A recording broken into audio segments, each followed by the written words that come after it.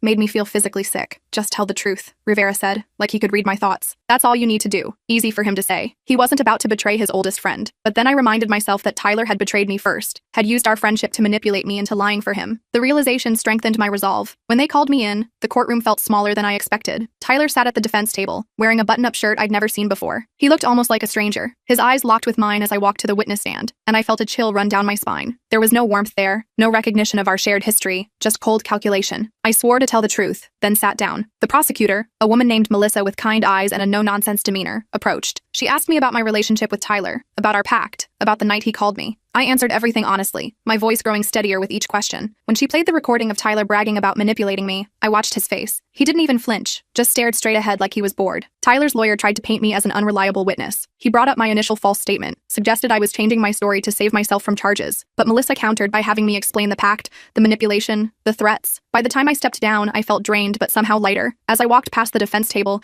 Tyler whispered something only I could hear. "You're dead to me." The words stung more than they should have. I'd already accepted that our friendship was over, but hearing him say it made it final. Outside the courtroom, I ran into Brooke. She looked better than the last time I'd seen her. The bruises had faded, and there was a determination in her eyes that hadn't been there before. She thanked me for testifying, and I apologized again for not believing her initially. "We both got fooled by him," she said with a sad smile. "The important thing is we're both standing up to him now." She was right. As we walked out of the courthouse together, I felt a strange sense of solidarity with this woman I barely knew. We'd both been victims of Tyler's manipulation, just in different ways. The next few weeks were a roller coaster. The preliminary hearing led to a full trial, scheduled for 3 months later. Tyler was denied bail after the prosecutor presented evidence that he'd been planning to flee the country. I tried to focus on work, on rebuilding my life, but it was hard with the trial looming. My boss at the hospital was surprisingly understanding once I explained everything. The promotion was still off the table for now, but she assured me I'd have other opportunities once this was all behind me. My coworkers were a mixed bag. Some were supportive, others clearly gossiped behind my back. I overheard one nurse in the break room saying I must have known what Tyler was doing all along. It hurt, but I tried to ignore it. Dana was my rock through everything. She fielded calls from reporters who somehow got our number, screened my emails for anything from Tyler's friends, and made sure I ate when I forgot to. One night, after a particularly rough day when Tyler's lawyer had called to remind me about the penalties for perjury, she sat me down with a glass of wine. "You know you're doing the right thing, right?" she asked, her eyes serious. I nodded, swirling the wine in my glass. "I know, it's just hard." "Of course it's hard. You're standing up to someone who manipulated you for years, but you're stronger than he is, always have been." Her confidence in me helped more than she knew. I started seeing a therapist, trying to untangle the mess of emotions around Tyler and our friendship. Dr. Lewis helped me see that the pact we made as teenagers wasn't some sacred bond. It was just two scared kids trying to protect each other. And somewhere along the way, Tyler had twisted it into something toxic. 2 weeks before the trial, I got a text from an unknown number. "Back off or everyone at the hospital sees the video." My fluids ran cold. "What video?" I showed it to Detective Rivera, who traced it to one of Tyler's friends, a guy named Robert I'd met a few times over the years. They brought him in for questioning, and he cracked immediately, admitting Tyler had put him up to it. There was no video. It was just an empty threat to scare me. The trial itself was brutal. Tyler's lawyer painted him as a victim of vindictive women and overzealous prosecution. He tried to discredit Brooke by bringing up her history of depression, as if that somehow made her less credible. When the other ex-girlfriends testified about similar patterns of mistreatment, he suggested they were copying each other's stories for attention. I sat in the courtroom every day, even when I wasn't testifying. Tyler never looked at me, not once. It was like I'd ceased to exist for him. In a way that made it easier. The person on trial wasn't my childhood friend anymore. He was a stranger who happened to wear Tyler's face. The prosecution's case was strong. Between the medical evidence, the testimony from multiple victims, the recording of Tyler bragging about manipulating me, and the threats he'd made afterward, it was hard to see how the jury could find him anything but guilty. Still, I was nervous. I'd seen enough TV shows to know that sometimes the bad guys got away. On the day the verdict was announced, the courtroom was packed. I sat between Dana and my mom, with Jake on mom's other side. They'd insisted on being there, forming a protective circle around me. Brooke sat a few rows ahead with her sister. The tension in the room was so thick it felt hard to breathe. When the jury foreman stood and read guilty on all counts, I felt tears spring to my eyes. Not tears of joy or relief, but something more complicated. Grief for the friendship I'd lost, for the person I thought Tyler was, mixed with validation that I'd done the right thing by coming forward. Tyler showed no reaction to the verdict, just stared straight ahead like he had throughout the trial. As they led him away in handcuffs, he finally looked at me. There was no remorse in his eyes, no recognition of our shared history, just cold hatred. I held his gaze until he disappeared through the door. Outside the courthouse, reporters swarmed us. Dana pushed through them, creating a path for me to follow. I kept my head down, ignoring their questions. This wasn't about me or my 15 minutes of fame. It was about justice for Brooke and the others. Later that night, we had a small gathering at my apartment, just family and close friends. It wasn't a celebration exactly, more of a collective exhale after months of tension. As I looked around at the people who'd supported me through everything, I felt a surge of gratitude. These were my real friends, the ones who stood by me even when I made mistakes. Jake pulled me aside at one point, his expression serious. "I used to think Tyler was this hero for helping us with Dad," he said quietly. "I idolized him." "Me too," I admitted. "That's why it was so hard to see who he really was. But you did see it eventually, and you did something about it. That makes you the hero in this story, sis." His words caught me off guard. I'd never thought of myself that way, as someone brave or heroic. I'd just been trying to fix a terrible mistake I'd made. But looking at it through Jake's eyes, I could see a different perspective. The next morning, I woke up to a text from Brooke. "Coffee? Same place as before?" I agreed, curious about what she wanted to talk about. The coffee shop was quieter this time, just a few students with laptops and an elderly couple reading newspapers. Brooke looked different. Her hair was shorter, and there was a confidence in her posture that hadn't been there before. She smiled when she saw me, a genuine smile that reached her eyes. "I wanted to thank you properly," she said as I sat down across from her, "for everything you did. The detective told me that without your testimony and that recording, Tyler might have walked." I shook my head. "I should have come forward sooner. I'm sorry I didn't believe you at first. You believed him because he was your friend, because he helped you once. That's not an offense." She stirred her coffee thoughtfully. "Actually, I wanted to ask you something. I'm starting a support group for survivors of domestic violence. Would you consider coming to speak? Your perspective is unique. You saw it from both sides." The request surprised me. "I'm not sure what I could offer," I said honestly. "I made so many mistakes." "Exactly. People need to hear that. They need to know that good people can make bad choices when they're manipulated by someone they trust. And they need to know it's never too late to make things right." I thought about it for a moment, then nodded. "Okay, I'll do it." As I walked home from the coffee shop, I felt lighter than I had in months. The weight of Tyler's betrayal, of my own complicity, was still there, but it didn't feel crushing anymore. I'd made a terrible mistake out of misplaced loyalty, but I'd also found the courage to fix it. That counted for something. My phone buzzed with a text from Dana. "Dinner tonight? Linda and Charles are coming over." Linda was Dana's girlfriend, and Charles was their friend from college who'd been helping me navigate the legal system. I texted back a quick, "Yes," with a smiley face. Life was slowly getting back to normal. I'd started applying for positions at other hospitals, thinking a fresh start might be good. My therapist thought it was a healthy step forward. I wasn't running away from what happened. I was moving towards something new. That evening, as I walked into our apartment building, I ran into our neighbor Sarah. She was in her 60s, a retired teacher who always had a kind word for everyone. She'd been following the trial in the news and had left encouraging notes under our door several times. "I saw the verdict," she said, her eyes warm. "You did a brave thing, standing up to him like that." "It didn't feel brave," I admitted. "Most of the time I was terrified." "That's what courage is, dear. Being afraid but doing the right thing anyway." She patted my arm. "You should be proud of yourself." As I continued up the stairs to our apartment, I thought about her words. Maybe she was right. Maybe bravery wasn't about being fearless. It was about facing your fears and doing what needed to be done anyway. The apartment was filled with the smell of Dana's famous lasagna when I walked in. Linda was setting the table, and Charles was opening a bottle of wine. They all looked up and smiled when I entered. And in that moment, I felt something I hadn't experienced in a long time. Peace. Not happiness exactly. I was still processing everything that had happened, but a quiet certainty that I was exactly where I needed to be, surrounded by people who cared about me. "Just in time," Dana said, pulling the lasagna from the oven. "How was your day?" "Good," I said, and meant it. Actually, it was really good. As we sat down to eat, I realized something important. The pact I'd made with Tyler all those years ago had been based on blind loyalty, but true friendship, the kind I had with Dana, with my family, with the people around this table, was based on something stronger: trust, honesty, and the courage to hold each other accountable. That was a lesson worth learning, even if it had come at such an elevated cost.